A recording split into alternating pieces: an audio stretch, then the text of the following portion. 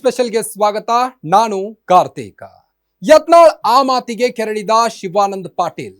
Yatnal time ಮುಗಿತಾ? ಇವರ time ಶುರುವಾಯ್ತಾ?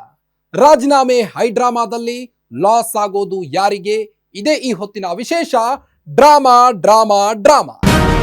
ಶಾಸಕರು ರಾಜೀನಾಮೆ ಡ್ರಾಮಾ ಮಾಡೋಕೆ ಶುರು ಮಾಡಿದ್ದಾರೆ.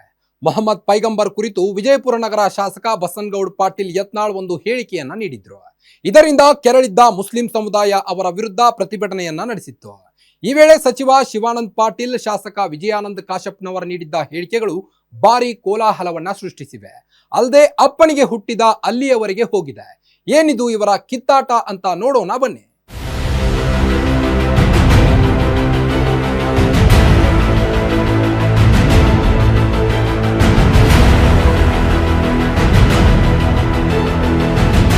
ಅದ್ರ ಧರ್ಮ ಅದು. ಆದ್ರೆ ಇಲ್ಲೊಂದು ಹೊಟ್ಟೆತಿಲ್ಲ ನರ್ಪೇಳಿ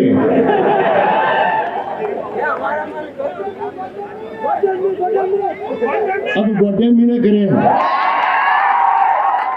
ಅದು ಗೊಡ್ಡೆ ಮೀನ ಕರೆ. ಸಹಿಸುವುದು, ಸಹನೆ ಉಳ್ಳವರು, ಅದು ಮಾನವ ಧರ್ಮ, ಬಹಳ ಶ್ರೇಷ್ಠ ಧರ್ಮ. ನಾವೆಲ್ಲರೂ ಮನುಷ್ಯರು, ಮಾನವೀಯತೆಯನ್ನು ಇಟ್ಕೊಂಡು ನಡೆಯುವಂಥವ್ರು. ನಮಗೆ ವಿವೇಚನೆ ಕೊಟ್ಟಿದ್ದಾರೆ. ಆದ್ರೆ ಈ ನಾಯಿಗೆ, ಗೊಡ್ಡೆಮ್ಮಿಗೆ, ಮೆದುಳಿಗೆ, ನೆಲಗಿಗೆ ಕನೆಕ್ಷನೇ ಇಲ್ಲ. ಅದು ಹೋಗ್ಬಿಟ್ಟತಿ. ಈಗ ಮೊನ್ನೆ ಅವರು ಭಾರತೀಯ ಜನತಾ ಪಕ್ಷದವರು ಇದಕ್ಕೆ ಉಚ್ಚಾಟನೆ ಮಾಡಿಬಿಟ್ರಲ್ಲ, ಸ್ವಲ್ಪ ಅರ್ಧ ಮುರ್ಧ ತಲೆ ಕೆಟ್ಟು ಹೋದ್ರಕೊಂತ ನಡೆದಿತ್ತು ಚುನಾವಣೆ ಹೋದ್ರದಲ್ಲಿ. ಈ ಗೊಡ್ಡೆಮ್ಮೆ ಆಗ್ಬಿಟ್ಟದು. ಆದ್ರೆ ಅವ್ರು ಉಚ್ಚಾಟನೆ ಮಾಡಿದ ಮೇಲೆ ಪೂರಾ ತಲೆ ಕೆಟ್ಟು ಬಿಡೋದು. ಪೂರಾ ತಲೆ ಕೆಟ್ಟು ಏನ್ ಬೇಕಾದ್ ಬಾಯಿಗೆ ಬಂದಿದ್ದು ಮಾತಾಡೋದು. ಇವ ಅಪ್ಪಿ ತಪ್ಪಿ ಇಲ್ಲಿ ಹುಟ್ಟುಬಿಟ್ಟಲ್ಲ ಬಿಜಾಪುರದಾಗ.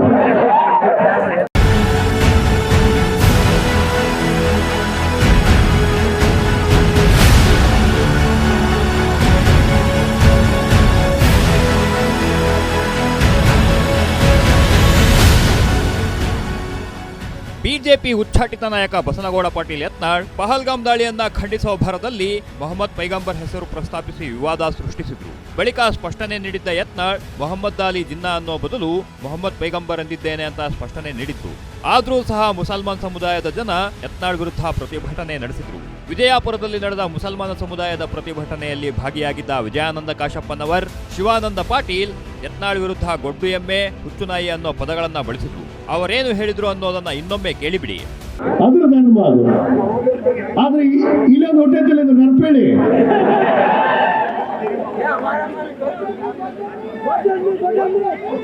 ಅದು ಗೊಡ್ಡೆ ಮೀನ ಕರೆ,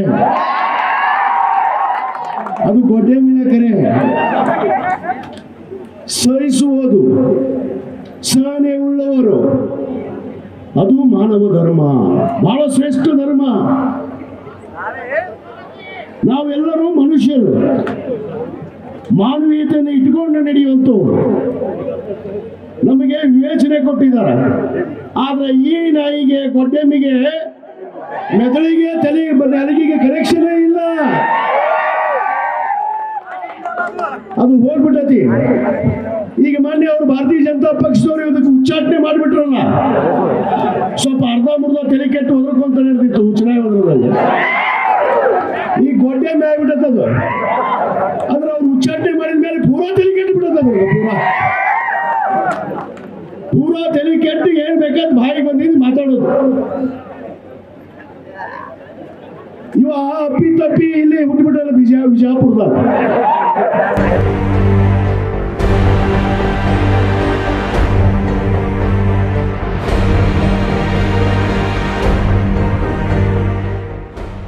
ಯಾವಾಗ ವಿಜಯಾನಂದ ಕಾಶಪ್ಪನವರ್, ಶಿವಾನಂದ ಪಾಟೀಲ್ ಹೀಗೆ ತಮ್ಮನ್ನ ಕೆಣಕಿದ್ರೋ ಯತ್ನಾಳ್ ಸುಮ್ಮನೆ ಕೂರಲಿಲ್ಲ. ಮೊದಲೇ ಎಲ್ಲರ ಮೇಲೆ ಮುರುಕಂಡು ಬೀಳೋ ಯತ್ನಾಳ್ ತಮ್ಮ ವಿರುದ್ಧ ಮಾತನಾಡಿದವರಿಗೆ ಒಂದು ಸವಾಲು ಹಾಕಿದ್ರು. ಆಗಲೇ ಶುರುವಾಗಿದ್ದು ಶಿವಾನಂದ ಪಾಟೀಲರ ರಾಜೀನಾಮೆ ಹೈಡ್ರಾಮಾ. ಇಷ್ಟಕ್ಕೂ ಯತ್ನಾಳ್ ಏನು ಸವಾಲು ಹಾಕಿದ್ರು ಅಂತ ನೋಡಿಬಿಡೋಣ. ಅವನಿಗೆ ಅವ್ರ ಅಪ್ಪಗೆ ಹುಟ್ಟಿದ್ದಂದ್ರ ಶಿವಾನಂದ ಹಚ್ಚಡೋದು, ಅವನ ಅಡ್ಡ ಹೆಸರು ಪಾಟೀಲ್ ಅಲ್ಲ. ಇದನ್ನು ಮಾಧ್ಯಮದವ್ರು ಹೇಳ್ರಿ, ಹಚ್ಚಡೋದು. ನೀನು ನಿಮ್ಮ ಅಪ್ಪ ನೀವು ಕೂಡಿ ನಿಮ್ಮ ಅಡ್ಡ ಹೆಸರೇ ಚೇಂಜ್ ಮಾಡ್ಕೊಂಡವ್ರು. ಎದಕ್ಕೆ? ರಾಜಕೀಯ ಸಲುವಾಗಿ. ಪಾಟೀಲ್ ಹತ್ತಿದ್ರೆ ಏನೋ ಗೌರವ ಬರ್ತದಂತ ಇಟ್ಕೊಂಡವ್ರು ನೀವು ಹಚಡದ ಆ್ಯಂಡ್ ಕಂಪ್ನಿ. ಮತ್ತು ಅಲ್ಲೊಬ್ಬ ಹುನಗನ್ ನಾವು ಅದಲ್ಲ ಅವನು ಅವ್ರ ಅಪ್ಪಗೆ ಹುಟ್ಟಿದ್ದಂದ್ರೆ 1 ವಾರದೊಳಗೆ ಇಬ್ಬರೂ ವಿಧಾನಸಭೆಗೆ ರಾಜೀನಾಮೆ ಕೊಡಲಿ, ಸ್ಪೀಕರ್ ಕಡೆಯಿಂದ ಅಂಗೀಕೃತ ಆಗಲಿ. ನಾ ಎರಡೂ ಕಡೆ ನಿಲ್ಲಕ್ಕೆ ತಯಾರಿದ್ದೀನಿ. ನಿಮ್ಮ ಅಪ್ಪಗೆ ಹುಟ್ಟಿದ್ರೆ ಮುಂದಿನ ಶುಕ್ರವಾರ ಒಳಗಾಗಿ ನೀವು ಇಬ್ಬರೂ ಹೋಗಿ ಸ್ಪೀಕರ್ ಕೊಟ್ಟು ರಾಜೀನಾಮೆ ಕೊಟ್ಟು 2 ಸ್ಥಾನಗಳನ್ನು ತೆರವು ಮಾಡಿರಿ. ದಮ್ಮಿದ್ರೆ ನೀವು ಪಕ್ಷೇತರ ಬರ್ರಿ, ನಾನು ಬರ್ತೀನಿ, ಬಾಗೇವಾಡಿಗೆ ಬರ್ತೀನಿ. ನೀವ್ಯಾಕೆ ಇಲ್ಲಿ ಬಿಜಾಪುರಕ್ಕೆ ಬರ್ತೀರಿ? ನಿಮ್ಮನ್ನ ಅಲ್ಲೇ ಮಾಡಿಕೊಟ್ಟು ಬರ್ತೀನಿ.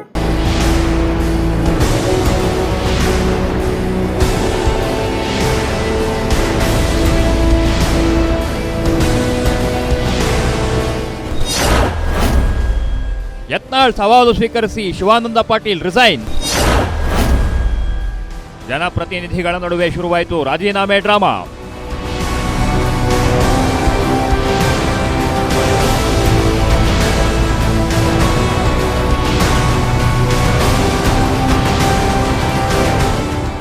ಬಸನಗೌಡ ಪಾಟೀಲ್ ಯತ್ನಾಳ್ ಹಾಕಿದ ಸವಾಲು ಸ್ವೀಕರಿಸಿದ ಸಚಿವ ಶಿವಾನಂದ ಪಾಟೀಲ್ ಸ್ಪೀಕರ್ಗೆ ರಾಜೀನಾಮೆ ಸಲ್ಲಿಸಿದರು.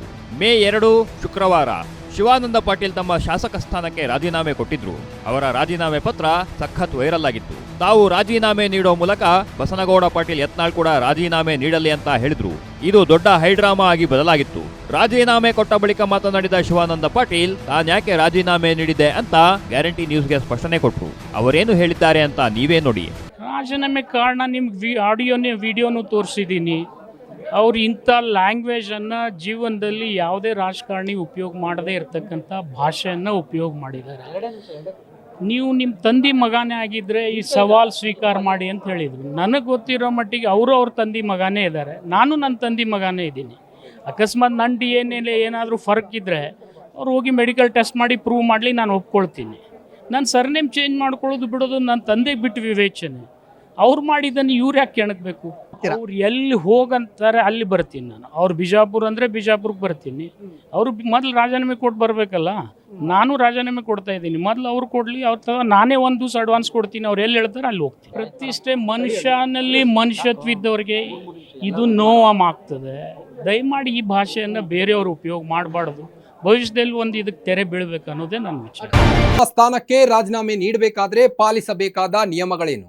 ಶಾಸಕರು ಯಾವ ರೀತಿ ರಾಜೀನಾಮೆ ಸಲ್ಲಿಸಬೇಕು?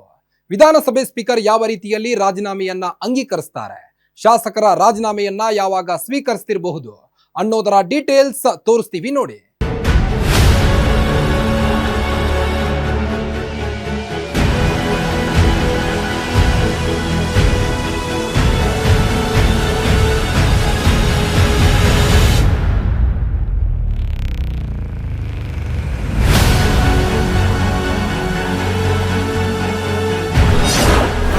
ಶಾಸಕರು ತಮ್ಮ ಕೈಬರಹದಲ್ಲಿ ರಾಜೀನಾಮೆ ಪತ್ರ ಬರೆದು ಸ್ಪೀಕರ್ಗೆ ಸಲ್ಲಿಸಬೇಕು. ಯಾವುದೇ ಕಾರಣಕ್ಕೂ ಟೈಪ್ ಮಾಡಿದ ರಾಜೀನಾಮೆ ಪತ್ರವನ್ನು ಸಲ್ಲಿಸುವಂತಿಲ್ಲ. ಯಾಕಂದ್ರೆ ಯಾರು ಬೇಕಾದರೂ ಟೈಪ್ ಮಾಡಿದ ರಾಜೀನಾಮೆ ಪತ್ರ ರವಾನಿಸುವ ಸಾಧ್ಯತೆಗಳಿರುತ್ತವೆ. ಅಲ್ಲದೆ ಕೊನೆ ಘಳಿಗೆಯಲ್ಲಿ ಶಾಸಕರೇ ಸ್ವತಃ ರಾಜೀನಾಮೆ ನೀಡಿದ್ರು ಬೇರೆ ಯಾರೋ ಟೈಪ್ ಮಾಡಿ ಅದನ್ನು ಸ್ಪೀಕರ್ಗೆ ರವಾನಿಸಿದ್ದಾರೆ ಅಂತ ಆರೋಪಿಸುವ ಸಾಧ್ಯತೆಗಳಿರುತ್ತವೆ. ಇದೇ ಕಾರಣಕ್ಕೆ ಸ್ವಂತ ಕೈಬರಹದಲ್ಲಿ ರಾಜೀನಾಮೆ ಪತ್ರ ಸಲ್ಲಿಕೆ ಮಾಡೋ ನಿಯಮವನ್ನ ಜಾರಿಗೆ ತರಲಾಗಿದೆ. ರಾಜೀನಾಮೆ ಪತ್ರದಲ್ಲಿ ನಿರ್ದಿಷ್ಟ ದಿನಾಂಕದಿಂದ ಶಾಸಕ ಸ್ಥಾನಕ್ಕೆ ರಾಜೀನಾಮೆ ಸಲ್ಲಿಸುತ್ತಿದ್ದೇನೆ ಅನ್ನೋ ವಿವರ ಇರಬೇಕು. ಅದರ ಹೊರತು ರಾಜೀನಾಮೆ ಪತ್ರದಲ್ಲಿ ಬೇರಾವುದೇ ವಿಷಯವನ್ನ ನಮೂದಿಸುವಂತಿಲ್ಲ. ಷರತ್ತುಗಳನ್ನು ವಿಧಿಸಿ ಶಾಸಕರು ಸಚಿವ MB ಪಾಟೀಲ್ ಪ್ರತಿಕ್ರಿಯಿಸಿದ್ದಾರೆ. ಅಲ್ಲದೆ ಮುಸಲ್ಮಾನ್ ಸಮುದಾಯದ ಪ್ರತಿಭಟನೆಗೆ MB ಪಾಟೀಲ್ ಬರಬೇಕಿತ್ತು, ಅವರೇಕೆ ಬರಲಿಲ್ವೋ ಗೊತ್ತಿಲ್ಲ ಅಂತ ಹೇಳಿದ್ದ ಶಿವಾನಂದ ಪಾಟೀಲ್ ವಿರುದ್ಧ ಗರಂ ಆಗಿದ್ದಾರೆ. ಇಷ್ಟಕ್ಕೂ MB ಪಾಟೀಲ್ ಏನು ಹೇಳಿದ್ದಾರೆ? ಶಿವಾನಂದ ಪಾಟೀಲ್ ವಿರುದ್ಧ ಗರಂ ಆಗಿದ್ಯಾಕೆ ಅಂತ ನೋಡೋಣ ಬನ್ನಿ.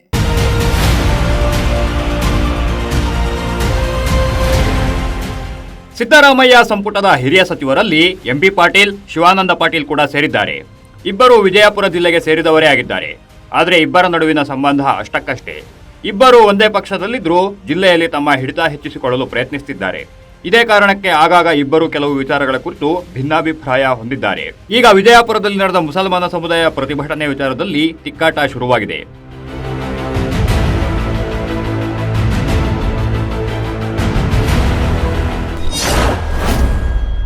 ಪ್ರತಿಭಟನೆ ವಿಚಾರದಲ್ಲಿ ಹಿರಿಯ ಸಚಿವರ ನಡುವೆ ತಿಕ್ಕಾಟ.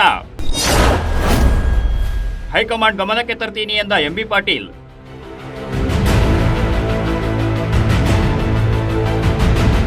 ಸಚಿವ ಶಿವಾನಂದ ಪಾಟೀಲ್ ಮುಸಲ್ಮಾನ ಸಮುದಾಯದ ಪ್ರತಿಭಟನೆಗೆ ಎಂಬಿ ಪಾಟೀಲ್ ಗೈರಾಗಿದ್ದು ತಪ್ಪು ಅನ್ನೋ ರೀತಿ ಹೇಳಿಕೆ ನೀಡಿದರು. ಇದರಿಂದ ಎಂಬಿ ಪಾಟೀಲ್ ಕೆರಳಿ ಕೆಂಡವಾಗಿದ್ದಾರೆ.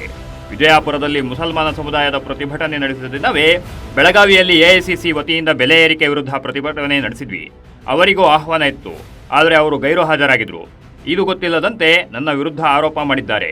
ಇದನ್ನು ನಾನು ಹೈಕಮಾಂಡ್ ಗಮನಕ್ಕೆ ತರ್ತೀನಿ ಅಂತ ಹೇಳಿದ್ದಾರೆ. ಶಿವಾನಂದ ಪಾಟೀಲ್ರು ಹೇಳುವಾಗ ಎಂಬಿ ಪಾಟೀಲ್ ಜಿಲ್ಲಾ ಉಸ್ತುವಾರಿ ಸಚಿವರು ಬರಬೇಕಾಗಿತ್ತು, ಅವ್ರು ಬರ್ತಾರಂತ ನಾನು ತಿಳ್ಕೊಂಡಿದ್ದೆ ಅಂಥೇಳಿ. ಸನ್ಮಾನ್ಯ ಶಿವಾನಂದ ಪಾಟೀಲ್ರಿಗೆ ಗೊತ್ತಿದೆ, ಅಂದು ಬೆಳಗಾವಿನಲ್ಲಿ ನಮ್ಮ ಪಕ್ಷದ ಬೆಲೆ ಏರಿಕೆ ವಿರುದ್ಧ ಹೋರಾಟ ಮುಖ್ಯಮಂತ್ರಿಗಳು, ಎಐಸಿಸಿ ಜನರಲ್ ಸೆಕ್ರೆಟರಿ ನಾವೆಲ್ಲ ಇದ್ವಿ. ಅವ್ರಿಗೂ ಅಲ್ಲಿ ಆಹ್ವಾನ ಇತ್ತು.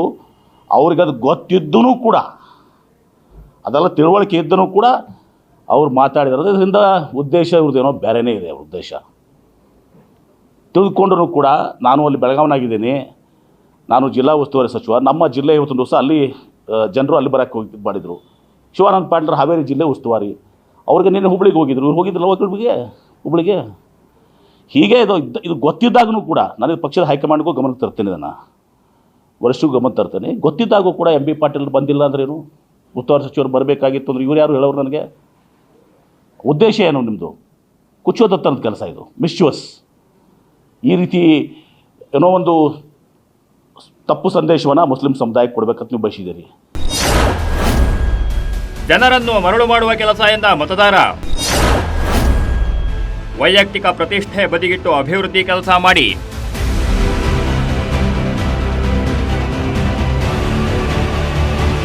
ಶಿವಾನಂದ ಪಾಟೀಲ್ ರಾಜೀನಾಮೆ ಹೈಡ್ರಾಮಾದ ಕುರಿತು ಜನ ಆಕ್ರೋಶ ವ್ಯಕ್ತಪಡಿಸಿದ್ದಾರೆ. ಜನರಿಗೆ ಬೇಕಾಗಿರುವುದು ಎಲೆಕ್ಷನ್ ಅಲ್ಲ, ಅಭಿವೃದ್ಧಿ ಅಂತ ಎಚ್ಚರಿಸಿದ್ದಾರೆ. ನೀವು ಜನರನ್ನ ಮರಳು ಮಾಡುವ ಕೆಲಸದಲ್ಲಿ ತೊಡಗಿಸಿಕೊಂಡ್ರೆ ಅದಕ್ಕೆ ಸರಿಯಾದ ಪಾಠವನ್ನ ಜನರೇ ಕಲಿಸ್ತಾರೆ ಅನ್ನೋದನ್ನ ಮರೆಯದಿರಿ ಅಂತ ಹೇಳಿದ್ದಾರೆ. ಈ ನಿನ್ನೆ ಒಂದು ನಡೆದ ರಾಜಕೀಯ ವಿದ್ಯಮಾನದಲ್ಲಿ ಬಸನಗೌಡ ಪಾಟೀಲ್ ಯತ್ನಾಳ್ ಅವರಿಗೆ ಹಾಗೂ ಶಿವಾನಂದ ಪಾಟೀಲ್ ಅವರಿಗೆ ಒಂದು ಜಿದ್ದಾಜಿದ್ದಿ ಆಯಿತು. ಯತ್ನಾಳ್ ಅವ್ರು ಹೇಳಿದ್ರು, ನಿಮ್ಮ ಅಪ್ಪಗೆ ಹುಟ್ಟಿದ್ರೆ ನೀವು ರಾಜಾರಾಮ್ ಕೊಡು ಅಂತೇಳಿ. ಅದಕ್ಕೆ ಶಿವಾನಂದ ಅವ್ರು ಏನು ಮಾಡಿದ್ರು, ನಮ್ಮ ಅಪ್ಪಗೆ ಹುಟ್ಟಿನ ಸಾಬೀತು ಮಾಡ್ಲಾಕ ನಿನ್ನೆ ಹೋಗಿ ಸ್ಪೀಕರ್ ಮುಂದ್ಗಡೆ ರಾಜೀನಾಮೆ ಪತ್ರ ಸಲ್ಲಿಸಿದರು. ಈ ಮಾಡುವ ಒಂದು ಉದ್ದೇಶಗಳು ಹೆಂಗದಾವಂದ್ರೆ, ಜನರಿಗೆ ಮರಳು ಮಾಡ್ತಿರೋ ಅಥವಾ ಜನರಿಗೆ ಕನ್ಫ್ಯೂಸ್ ಮಾಡ್ತಿರೋ ಒಂದು ಅರ್ಥ ಆಗಲ್ದು. ಇಲೆಕ್ಷನ್ ಇನ್ನೂ 3 ವರ್ಷ ಐತಿ. ಇಷ್ಟು ತರಾತುರಿಯಲ್ಲಿ ಮಾಡುವ ಅವಶ್ಯಕತೆ ಇದಿಲ್ಲ.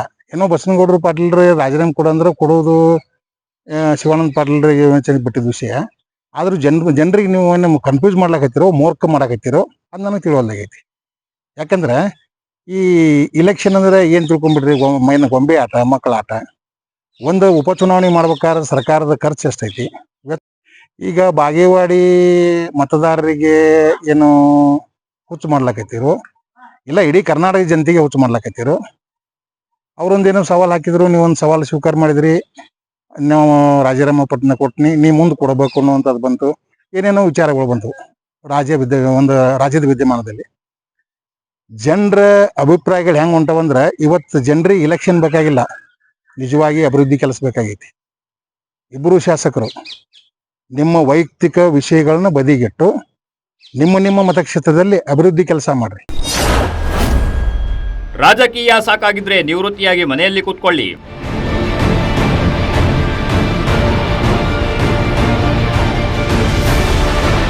ಶಿವಾನಂದ ಪಾಟೀಲ್ ಮತ್ತು ಬಸನಗೌಡ ಪಾಟೀಲ್ ಯತ್ನಾಳ್ ವಿರುದ್ಧ ರೈತ ಮುಖಂಡ ಅರವಿಂದ ಕುಲಕರ್ಣಿ ಬೇಸರ ವ್ಯಕ್ತಪಡಿಸಿದ್ದಾರೆ. ನಿಮಗೆ ರಾಜಕೀಯ ಸಾಕಾಗಿದ್ರೆ ರಾಜಕೀಯ ನಿವೃತ್ತಿ ಘೋಷಿಸಿ ಮನೆಯಲ್ಲಿ ಕೂತ್ಕೊಳ್ಳಿ. ಅದನ್ನ ಬಿಟ್ಟು ವೈಯಕ್ತಿಕ ದ್ವೇಷದಿಂದ ಜಿಲ್ಲೆಯ ಅಭಿವೃದ್ಧಿಯನ್ನ ಕಡೆಗಣಿಸಬೇಡಿ ಅಂತ ಆಕ್ರೋಶ ವ್ಯಕ್ತಪಡಿಸಿದ್ದಾರೆ. ನಿಮ್ಮ ಅಪ್ಪ ಹುಟ್ಟಿದ್ರ ನೀ ರಾಜೀನಾಮೆ ಕೊಡು, ಅವ್ರ ಅಪ್ಪ ಹುಟ್ಟಿದ್ರೆ ರಾಜೀನಾಮೆ ಕೊಡು, ಇದನ್ನೆಲ್ಲ ಯಾಕೆ ನಿಮಗೆ ಏನದ? ಜನ ಎದಕ್ಕೆ ನಿಮ್ಗೆ ಆಯ್ಕೆ ಮಾಡಿ ಕಳಿಸಿರ್ತಕ್ಕಂಥ ಕನಿಷ್ಠ ಪ್ರಜ್ಞೆ ನಿಮಗಿಲ್ಲ. ಯಾರು ಹೇಳೋರು ಕೇಳೋರು ನಿಂತ ಪರಿಸ್ಥಿತಿ ನಿಮ್ಗೆ ಆಗ್ಯದ. ಈ ಒಂದು ಹುಚ್ಚಾಟ ರಾಜಕೀಯನ ನೀವು ಬಿಡಬೇಕು. ಜನರು ಇವತ್ತು ನಿಮ್ಮ ಬಗ್ಗೆ ಇವತ್ತು ಗಮನಿಸ್ತಾ ಇದಾರ. ಯಾಕೆ ಈ ರೀತಿ ಇವರು ನಾಯಿ ಥರ ಕಚ್ಚಾಡಕತ್ತಾರ ಅಂತಕ್ಕಂಥದ್ದು ಜನರು ಇವತ್ತು ಬೇಸತ್ತಾಗ್ಯಾರ. ನಿಮ್ಮ ಒಂದು ರಾಜಕೀಯ ಒಂದು ಕಳ್ಳಾಟಕ ಇನ್ನೆಲ್ಲ ಬಿಡ್ರಿ. ಜನಸಾಮಾನ್ಯರು ಮತ್ತು ರೈತರು ನಿಮ್ಗೆ ಆಯ್ಕೆ ಮಾಡಿ ಕಳಿಸಿದ್ದು ಎದಕ್ಕಂದ್ರೆ ಕ್ಷೇತ್ರದ ಅಭಿವೃದ್ಧಿ, ಜನಪರವಾಗಿ ರೈತ ಪರವಾಗಿ ಇರ್ತಕ್ಕಂಥ ಕಳಕಳಿ ಇರಲಿ, ರೈತರ ಬಗ್ಗೆ ಚಿಂತನೆ ಮಾಡಬೇಕು, ರೈತರ ಸಮಸ್ಯೆಗಳನ್ನ ಬಗೆಹರಿಸಬೇಕು ತಿಳ್ಕೊಂಡು ಹೇಳಿ ನಿಮಗೆ ಓಟ್ ಹಾಕಿ MLA ಮಂತ್ರಿಗಳು ಮಾಡಿದ್ದಾರೆ. ಆದ್ರೆ ಇವತ್ತು ನೀವು ನಿಮ್ಮ ಜವಾಬ್ದಾರಿಯನ್ನು ಮರೆತು ಒಬ್ಬರ ಮೇಲೆ ಆರೋಪ ಪ್ರತ್ಯಾರೋಪವನ್ನು ಮಾಡೋದ್ರ ಮೂಲಕ ಕಾಲಹರಣ ಮಾಡಿ ಇವತ್ತು ನೀವು ಜನ ವಿರೋಧಿ ಮತ್ತು ರೈತ ವಿರೋಧಿ ಇರತಕ್ಕಂಥ ಪಟ್ಟವನ್ನು ನೀವು ಕಟ್ಕೊಂಡಿದ್ದೀರಿ. ನಿಮ್ಮ ರಾಜೀನಾಮೆ, ನಿಮ್ಮ ಅಧಿಕಾರ ಕುರ್ಚಿ ಒತ್ತಟ್ಟಿಗಿರಲಿ. ನಿಮ್ಮ ರಾಜಕಾರಣ ಸಾಕಾಗಿತ್ತಂದ್ರೆ ರಾಜೀನಾಮೆ ಕೊಟ್ಟು ರಾಜಕೀಯದಿಂದ ನಿವೃತ್ತಿ ಹೊಂದಿ ಪುಣ್ಯಾತ್ಮಗಳೇ ನೀವು ಮನೆಯಾಗ ಇದ್ಬಿಡ್ರಿ ಸಾಕು. ಯಾಕಂತಂದ್ರೆ ನಿಮ್ಮ ನಂಬಿ ಜನ ಓಟ್ ಹಾಕಿದ್ದಾರೆ, ರೈತರು ಓಟ್ ಹಾಕಿದ್ದಾರೆ. ಇವತ್ತು ಅವ್ರ ಹೊಟ್ಟಿ ಮೇಲೆ ಹೊಡಿದು ಅವ್ರ ಬಾಯಿ ಮೇಲೆ ಕಾಲು ಕೊಡುವಂಥ ಕೆಲಸ ನೀವು ಮಾಡ್ತಾ ಇದ್ದೀರಿ.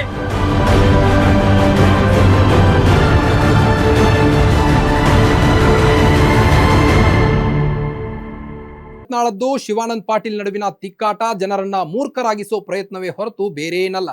ಇಬ್ಬರು ನಾಯಕರು ನಾನಾ ನೀನಾ ಅಂತ ಕಿತ್ತಾಡ್ತಿದ್ದಾರೆ. ಕೆಲ ದಿನಗಳ ಬಳಿಕ ಯಾವುದಾದ್ರೂ ಕಾರ್ಯಕ್ರಮದಲ್ಲಿ ಜೊತೆಯಾಗಿ ಕಾಣಿಸಿಕೊಂಡು ಇಬ್ಬರ ನಡುವೆ ಏನೂ ಆಗೇ ಇಲ್ಲ ಅನ್ನೋ ರೀತಿ ಪೋಸ್ ಕೊಡ್ತಾರೆ. ಆದ್ರೆ ನಿಜವಾಗಿಯೂ ಲಾಸ್ ಆಗೋದು ಯಾರಿಗೆ ಅಂತ ನೋಡೋಣ ಬನ್ನಿ.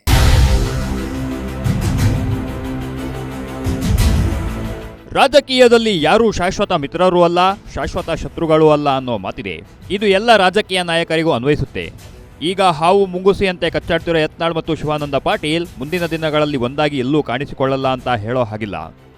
ಒಂದು ವೇಳೆ ವಿಜಯಪುರ ನಗರ ಕ್ಷೇತ್ರದಲ್ಲಿ ಯಾವುದಾದರೂ ಸರ್ಕಾರಿ ಸಮಾರಂಭ ನಡೆದು ಅಲ್ಲಿಗೆ ಶಿವಾನಂದ ಪಾಟೀಲ್ ಹೋದ್ರೆ ಬಸನಗೌಡ ಪಾಟೀಲ್ ಯತ್ನಾಳ್ ಜೊತೆಗೆ ವೇದಿಕೆ ಹಂಚಿಕೊಳ್ಳಬೇಕು.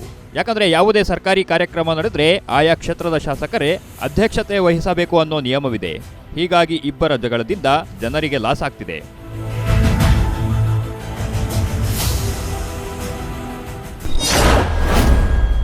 ವೈಯಕ್ತಿಕ ಗುದ್ದಾಟದಿಂದ ಜಿಲ್ಲೆಯ ಅಭಿವೃದ್ಧಿ ಕಡೆಗಣನೆ. ರಾಜಕೀಯ ನಾಯಕರಿಗೆ ಆಟ, ಮತದಾರರಿಗೆ ಪೀಕಲಾಟ.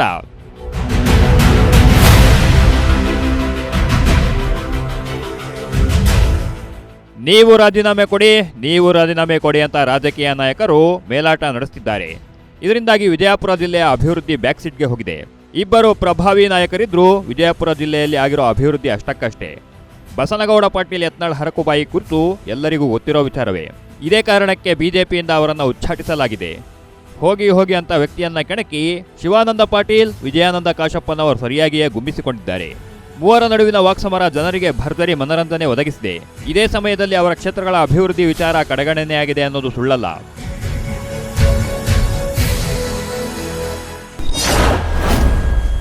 ಐದು ವರ್ಷ ಅಧಿಕಾರ ಪೂರ್ಣಗೊಳಿಸಿ ಎಂದ ಮತದಾರ.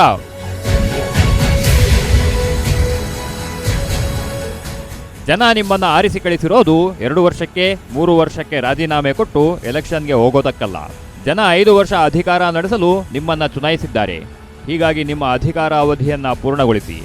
ಆಮೇಲೆ ನೀವು ಪಕ್ಷೇತರರಾಗಿಯೋ ಇಲ್ಲ ಯಾವ ಪಕ್ಷದಿಂದಲೋ ಚುನಾವಣೆ ಎದುರಿಸಿ ಅಂತ ವಿಜಯಪುರ ನಗರ ಕ್ಷೇತ್ರದ ಮತದಾರ ಸಂತೋಷ್ ಚೌಧರಿ ಆಗ್ರಹಿಸಿದ್ದಾರೆ. ಅಂದ್ರೆ ಇವಾಗ ಇವರು ಏನ್ ರಾಜೀನಾಮೆ ಕೊಡ್ತಾರಲ್ಲ, ಈ ರಾಜೀನಾಮೆ ಕೊಟ್ಟಂತ ಒಂದು ಪರಿಸ್ಥಿತಿದಾಗ ಈ ಒಂದು ತೆರವಾದ ಒಂದು ಶಾಸಕ ಒಂದು ಸ್ಥಾನಕ್ಕೆ ಒಂದು 6 ತಿಂಗಳದಾಗ ಚುನಾವಣಾ ಆಯೋಗ ಮರು ಚುನಾವಣೆ ಮಾಡ್ಬೇಕಾಗ್ತದೆ. ಮರು ಚುನಾವಣೆ ಮಾಡ್ಬೇಕಂತಂದ್ರೆ ನಾವು ರಾಜ್ಯ ಸರ್ಕಾರಕ್ಕೆ ಕಟ್ಟಿರುವಂತ ಒಂದು ತೆರಿಗೆ ಹಣದಲ್ಲಿ ಮತ್ತೆ ಮರು ಚುನಾವಣೆ ಆಗ್ತದ. ಈ ಹಿಂದೆ ಕೂಡ ಒಂದು ಸಾರ್ವತ್ರಿಕ ಚುನಾವಣೆ ಆಗಿತ್ತು. ಸಾರ್ವತ್ರಿಕ ಚುನಾವಣೆಯಲ್ಲಿ ಮಾನ್ಯ ಬಸವನಗೌಡ ಪಾಟೀಲ್ ಯತ್ನಾಳ್ ಅವರು ಹಾಗೂ ಶಿವಾನಂದ ಪಾಟೀಲ್ ರವರು ತಮ್ಮ ಒಂದು ಪಕ್ಷಗಳಿಂದ ಆಯ್ಕೆಯಾಗಿ ಬಂದಿದ್ರು. ಅವರಿಗೆ 5 ವರ್ಷ ಟರ್ಮ್ ಇದೆ. 5 ವರ್ಷ ಜನರು ಟರ್ಮ್ ಕೊಟ್ಟಿದ್ದಾರೆ. ಅವರಿಗೆ ಒಂದು ಶಾಸಕ ಸ್ಥಾನದ ಒಂದು ಅವಧಿ ಇದೆ. ಆ 5 ವರ್ಷದವರೆಗೆ ಅವರು ಅಭಿವೃದ್ಧಿ ಕೆಲಸಗಳನ್ನೇ ಮುಂದುವರಿಸ್ಕೊಂಡು ಮಾಡ್ಕೊಂಡು ಹೋಗಬೇಕು. ಇವು ತಮ್ಮ ಒಂದು ವೈಯಕ್ತಿಕ ಪ್ರತಿಷ್ಠೆಗೋಸ್ಕರ ನಾನು ಶಾಸಕ ಸ್ಥಾನಕ್ಕೆ ರಾಜೀನಾಮೆ ಕೊಡ್ತೀನಿ, ನೀನು ಹಾಗೆ ಮಾಡು, ನಾನು ಹೀಗೆ ಮಾಡ್ತೀನಿ ಅನ್ನೋದು ಇದು ಸರಿಯಲ್ಲ ಹೇಳ್ಬೇಕಂತಂದ್ರೆ.